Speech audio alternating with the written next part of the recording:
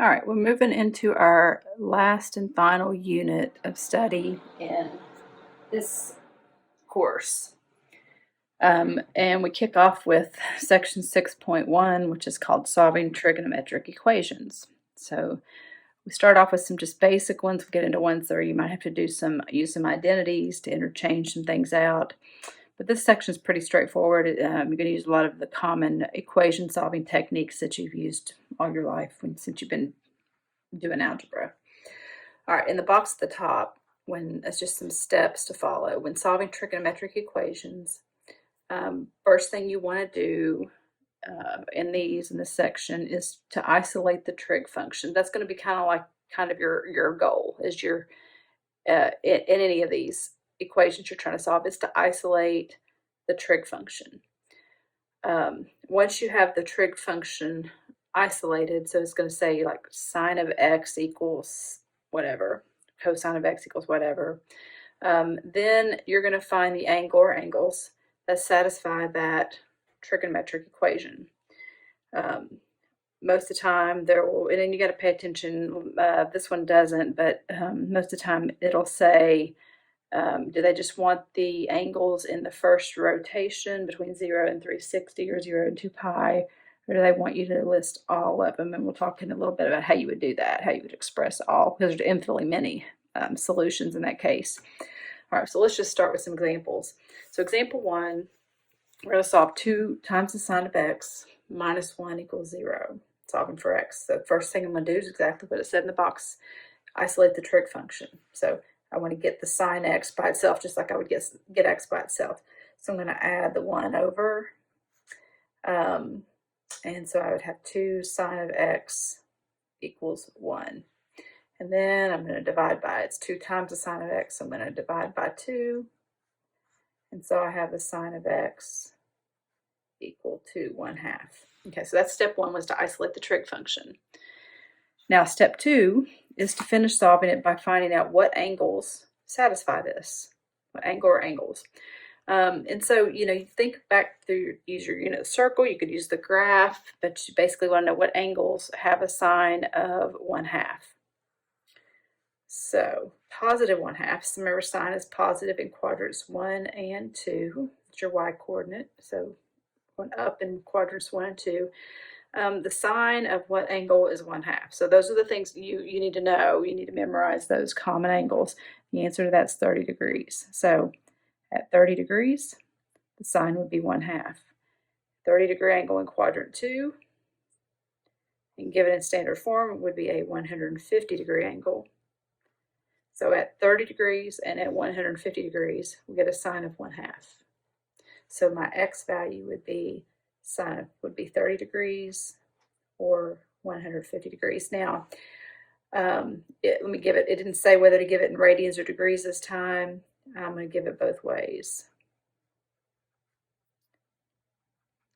Okay, so this would be pi 6, this would be 5 pi 6.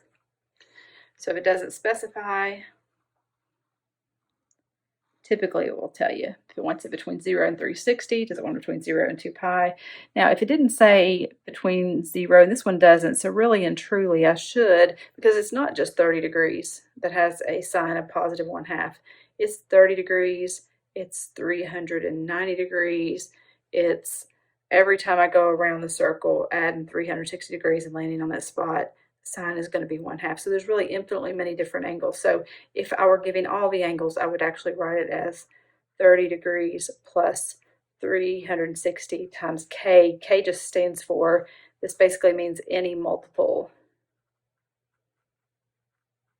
of 360. So it's saying 30 degrees plus any time I add a multiple of 360 to that. So 360 times 1 would be adding 360 would be 390. 390 lands right back here. If I did 360 times 2, that's 720. 720 plus 30 is 750. All that is 2 trips around the circle and then to there. So every time I add some multiple of 360 to this, I end up on this spot. And that spot at 30 is going to have the same sign that 30 degrees has. Same with the 150. If I add any multiple of 360 degrees to that. So really, if I'm listing all of the angles, There's infinitely many, and that's how I would express those. Right, example 2, very much like example 1, but this time it does tell us. It tells us just to give the angles that fall between 0 and 360 that satisfy this. So I don't have to worry about listing infinitely many angles, just the ones within one rotation. So I'm going to do the same thing I did on the other. I'm going to isolate the trig function first. So I'm going to add the 1 over. So 2 cosine x equals 1. I'm going to divide by 2. Get cosine of x equals 1/2. Okay, so now, just like the previous problem, where are the angles that have a cosine of 1/2? Okay, well, that would be at 60 degrees. So let's kind of draw it out here. So remember, cosine's positive in quadrants 1 and quadrant 4. It's the x. So at 60 degrees, and a 60-degree angle in quadrant 4, given in standard form, would be 360 minus 60, which would be 300 degrees. So when x is 60 degrees or when x is 300 degrees, then the cosine would be 1/2, and if cosine of that angle is 1/2, then this is going to equal 0. I don't have to worry about, again, infinitely many of them. I'm just giving the ones in that first rotation between 0 and 360.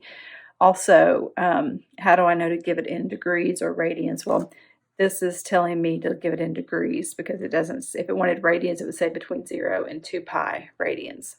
So I know to give the answer in degrees. So 2 answers, 60 degrees and 300 degrees. All right, example 3. So starting the same way, let's isolate the cosine here. So I'm going to add the 5 over. And I'm going to divide both sides by 3. And that isolates my trig function. All right, so this one is not a common angle. 5/3 is not one of our common angles. So typically would have to use my calculator on that. So I would inverse cosine of 5/3, and it would give me the angle that was formed. But if you put this in your calculator, and you can go ahead and do it, it's going to say error. Because remember that cosine can't be bigger than 1 or less than -1. The range was 1 because basically that's saying the opposite side is longer than the adjacent side rather is longer than the hypotenuse, and that can't be the hypotenuse, has to be the longest side. So for cosine to be adjacent over hypotenuse, this would never work. Just to verify that, I've got an old scientific calculator here. It's kind of definitely old. 5/3.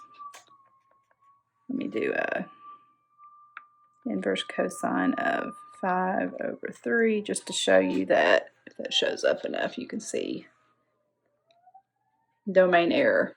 So it's saying, wait a minute, that's not possible. There's no such angle. So I'm just going to put a big no solution or empty set symbol there.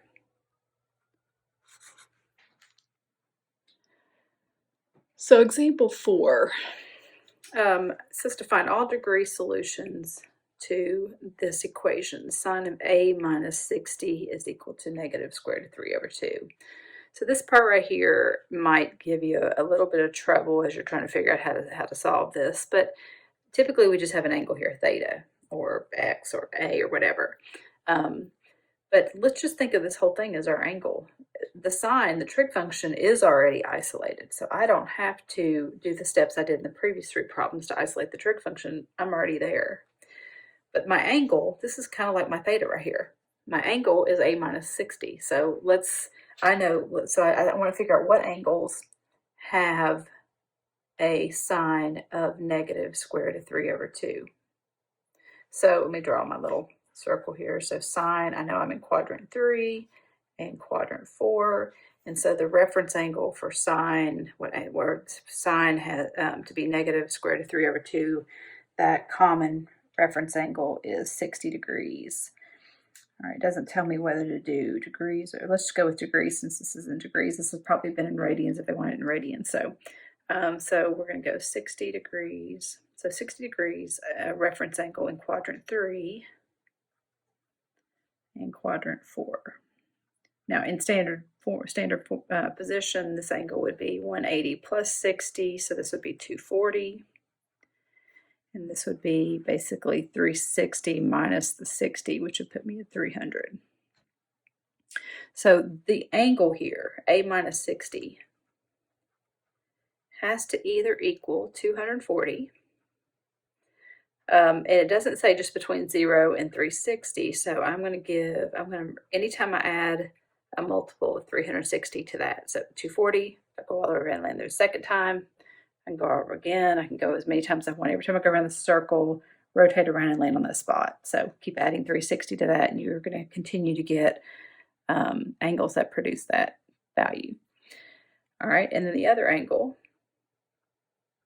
it can also equal 300 degrees or any multiple, 360 degree multiple of that.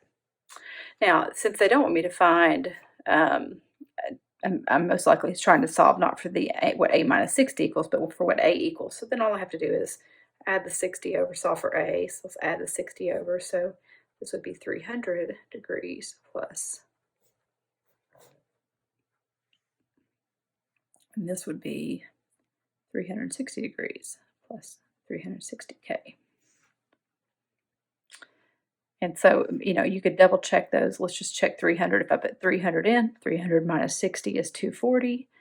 The sign of 240 is negative square root of 3 over 2. Check. If I put in 360, 360 minus 60 is 300. The sign of 300 is negative square root of 3 over 2. Check. So these are going to be my two solutions.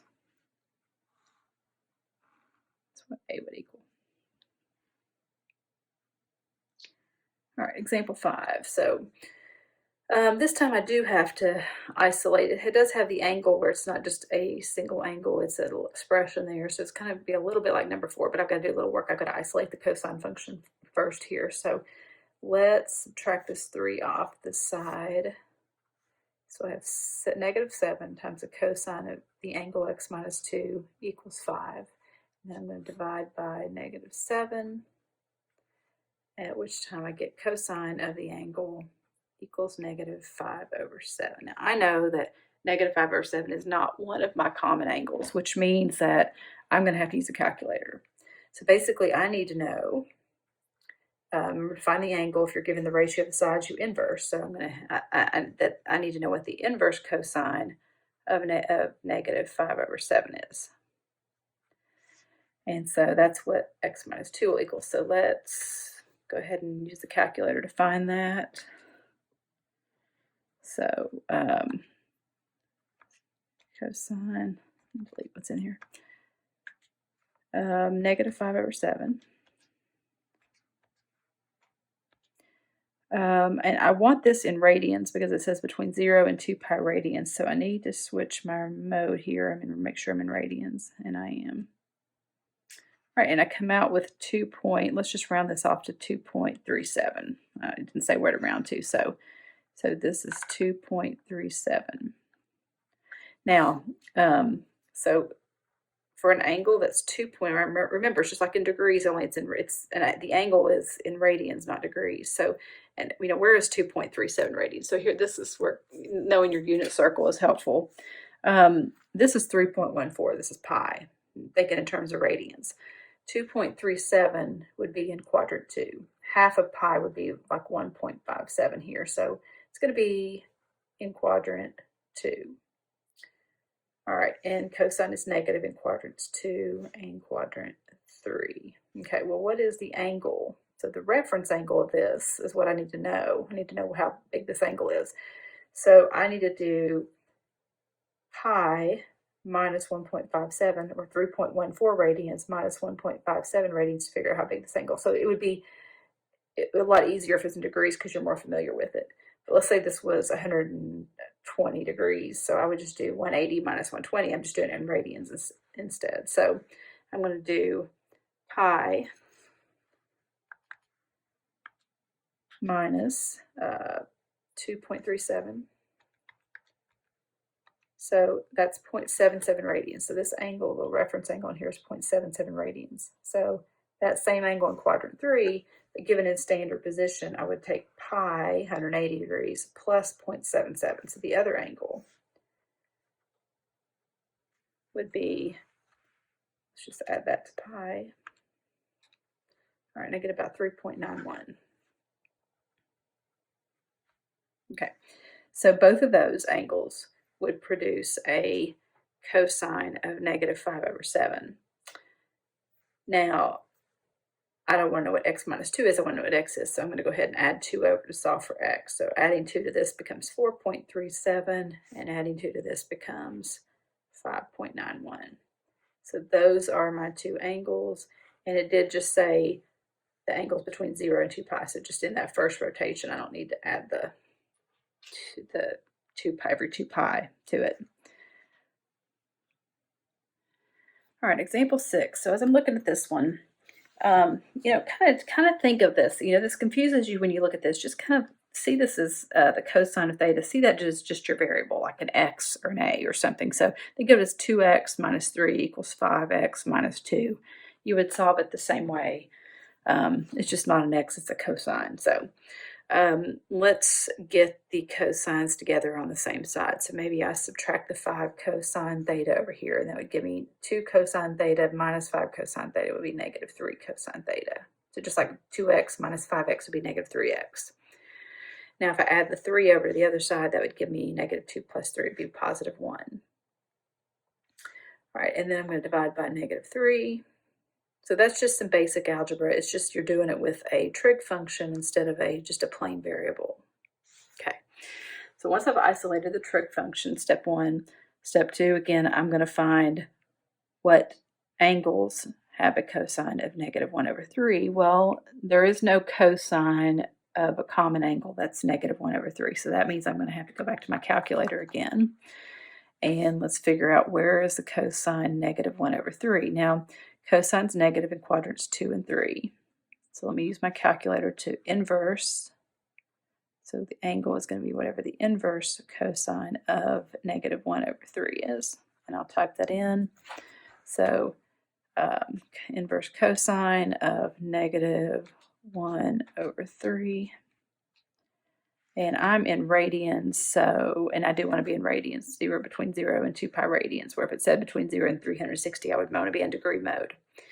So you're going to have to, you know, whatever calculator you're using, you switch the mode from degrees to radians, depending on which one you need it in. So the angle 1.9, remember this is 3.14, and half of 3.14 is like 1.57. So this is an angle that's in quadrant 2.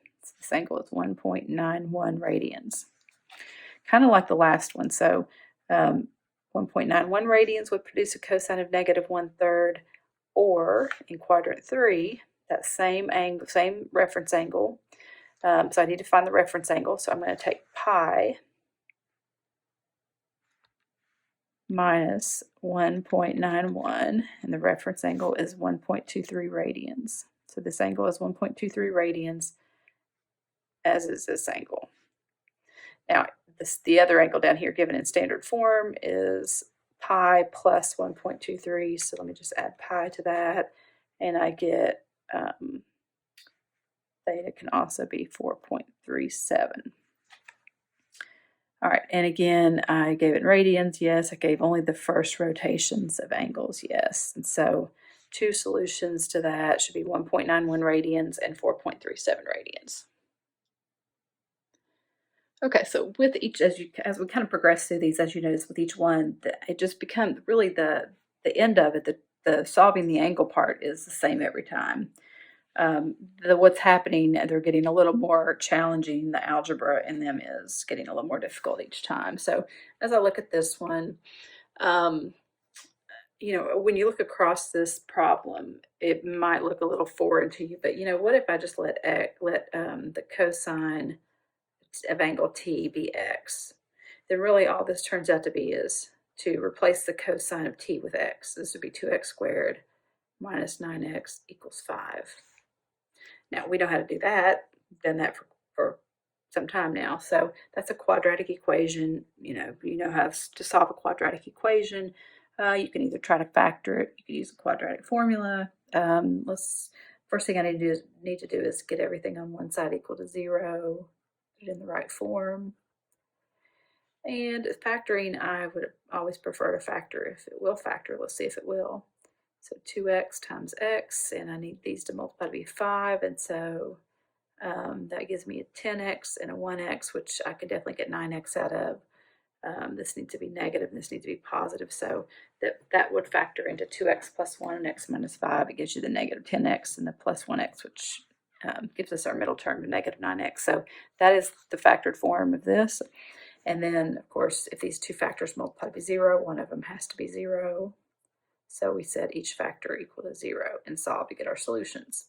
So 2x equals negative 1, and then x would equal negative 1/2, or x would equal 5. Now, remember that it really isn't x. X was really replaced the cosine of t. So we need to go back and remember that x was really the cosine of t. I mean, technically, I could have easily just factored it from here and said 2 cosine t. I'm going to split that just like I would split the 2x squared. I'm going to split it into 2 cosine t and cosine t, and I'm going to split this into 5 times 1, and I'm done. I don't really have to do the substitution, but I think it would be easier for most people, especially when you're first starting with this, to see it at how to factor it from this point more than it would from this point.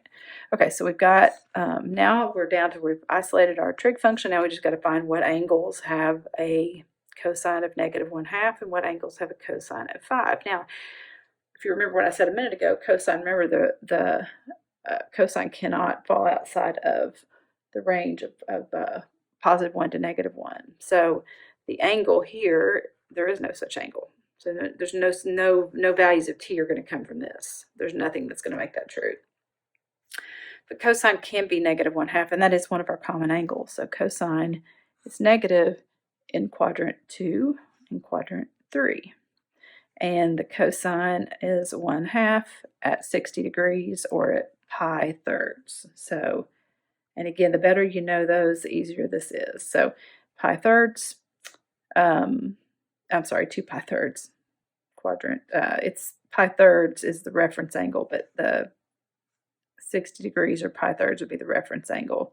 That makes the angle in standard form be 2 pi thirds. So t could be 2 pi thirds, or a pi thirds angle down here, or 60 degrees, would be 4 pi thirds. And again, it just says between 0 and 2 pi, so I only have to give the first rotation of angles. So I gave it in radians because it says between 0 and 2 pi, not between 0 and 360. So, and you can always double check these. If you put 2 pi thirds back in, you could check and make sure it works. But, even check it right here, 2 pi thirds. Yes, cosine is negative 1/2. If cosine is negative 1/2, if I put negative 1/2 in here and here and check it and see if I get 5, I'll know if I'm right as well. 4 pi thirds, you could check it in the same way. All right, last example. Well, very similar to the previous example. However, on this one, let me do the substitution. Let's let for second x equal sine of theta. So this becomes 2x squared. I'm just replacing sine with x. And so it's a quadratic equation. It's in the right form to factor, but you can try to factor this, but it is prime. It will not factor. Split that 2x squared into 2x times x. There's really no other option for 1 times 1. 2x and 1x, there's no way you're going to get a 2x from that. If you add them, you're going to get 3x. If you subtract, you get 1x. So it is not factorable. Well, what does that mean? When your quadratic equation is not factorable, you have to resort to another method. It just means you're not going to have your well, you have to go to let's go to the quadratic formula. So basically, remember, this is my A, and this is my B, and this is my C. And so let me write the formula down.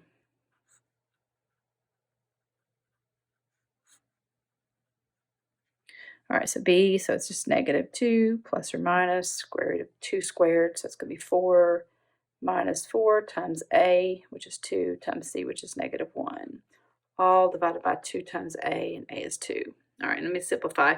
Let me do the discriminant, get that under here. So -2 plus or minus. So 4, and that's going to be a plus 8. Negative times a negative is a positive. 4 times 2 is 8, and then 1. So 4 plus 8 is 12, and then this becomes 4. 12 is it has a perfect square in it. I could think of this as 4 times 3, and I could take the square root of 4 out, which is 2. 3 stays under the radical. And then I could even divide the 2 out of everything. So this would become -1 plus or minus square root of 3 over 2. And that's going to be about as simplified as I can get it. I mean, since I'm going to need the sign, I really didn't even need to do all that. I could have honestly just typed this in my calculator because I'm just going to need the decimal value. So I really did all that for no reason. But okay, so this is what the angle, this is what x is going to equal. But remember, so x will either equal -1 plus square root of 3 over 2, or x would equal -1 minus square root of 3 over 2. Now remember, we replaced x with sine theta, so I need to go back and put the sine theta back in, since that's really what it was. I just temporarily used x to kind of hold its place. All right, so I need to find the angles that satisfy both of these. So let's go ahead and let me go ahead and calculate the decimal on this. So -1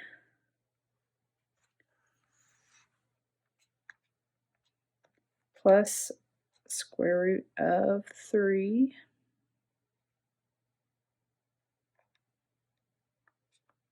get used to this calculator.